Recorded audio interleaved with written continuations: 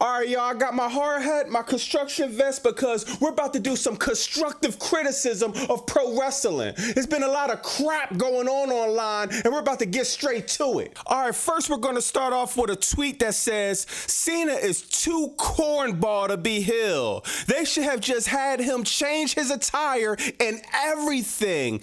This let's just keep everything the same as a cop-out. He could at least went back to the black jeans and shorts. Somebody else said, I think it's becoming abundantly clear why Vince never turned John Cena heel. If you ask me, I ain't gonna lie, I gotta agree with this 100,000%. John Cena is too much of a cornball. Now, I'm a cornball too. I watch Raw and SmackDown weekly, wasting precious hours of my life, so I get it. John Cena only works as a heel if the final boss is next to him. The second he found out the final boss was out the whip, he wasn't gonna go on with the storyline. John Cena should have abandoned ship the next night, I ain't gonna lie. It's been way too much overselling moves. It's been way too much redundant promos. It's been way too much cornball activity. He attacks R-Truth at the press conference, and all you hear is crickets. I'm so proud of you,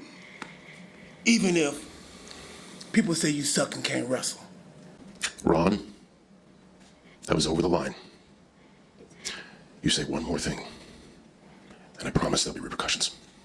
But I just want to tell you.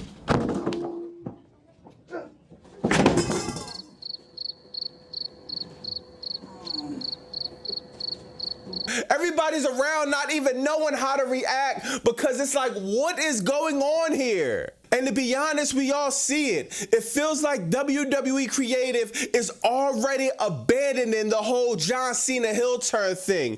At the end of Backlash, he's looking at the title. He's getting all mushy because the crowd is saying, thank you, Cena, and they're cheering him. Yeah, you should have stayed a babyface.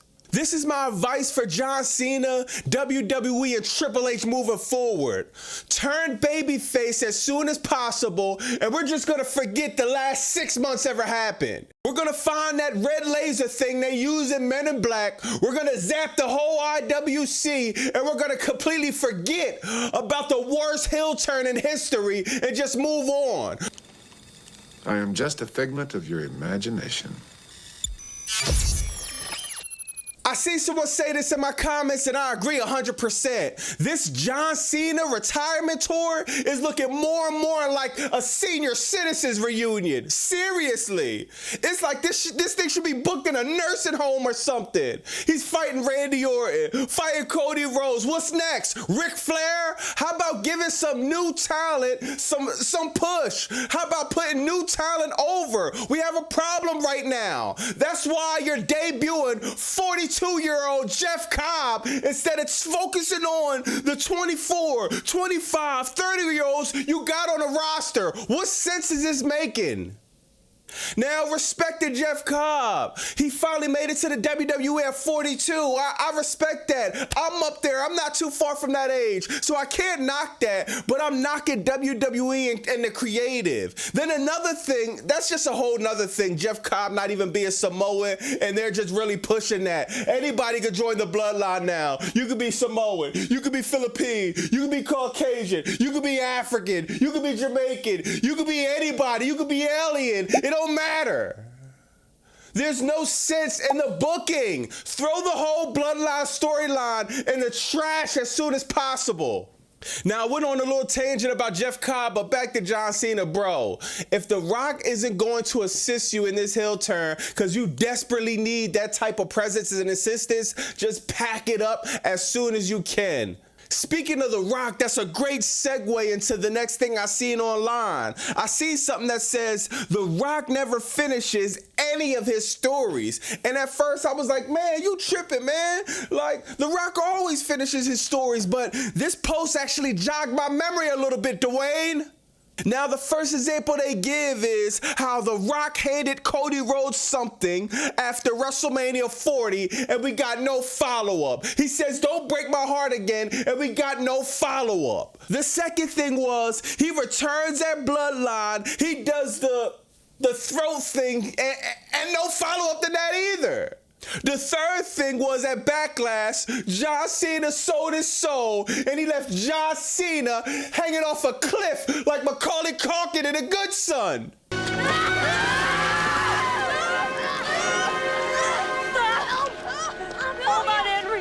Now, I can't blame The Rock for WWE and creative horrible booking, but man, Rock, this is a pattern. Fool me once, shame on you. Fool me twice, shame on me. Rock, you shamed this 3, 4, 5 times now. Start following up on your storylines or stay the fucking Maui or wherever you're at. The Rock once said wrestling is cool again and all of this stuff, but you see the product going down the drain. You see us had to sit through a horrible WrestleMania 41, backtrash, Saturday night mid-event is coming up next, Money in the Tank in the fucking ground. Yo, these next pay-per-view shows are about to be horrible. I'm sorry. I wish they wasn't. But The Rock, come on, bro. You gotta come down from the penthouse and help this out a little bit. I'm a grown man. I'm turning into Raw. Weekly, I'm trying to give Triple H and creative an opportunity, and all I see is people getting buried left or right. I feel like I'm in a cemetery somewhere. Braun Breaker is attacking CM Punk, right? And this is worse than the Naomi spot on SmackDown.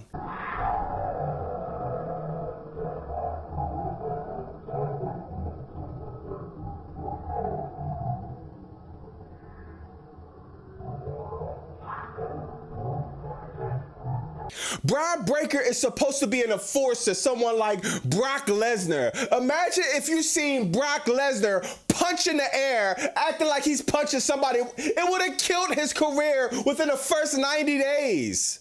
Braun Breaker, it doesn't matter if Paul Heyman's your manager. It don't matter if Vince McMahon your manager. It don't matter who is in your corner. When there's spots like this happening and you see people looking, it's just, we can't take you serious.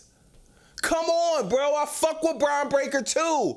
I'm kind of mad that I gotta highlight this, but someone has to. Everybody's online. There's like 90% of people saying, man, this is the greatest WWE ever. How?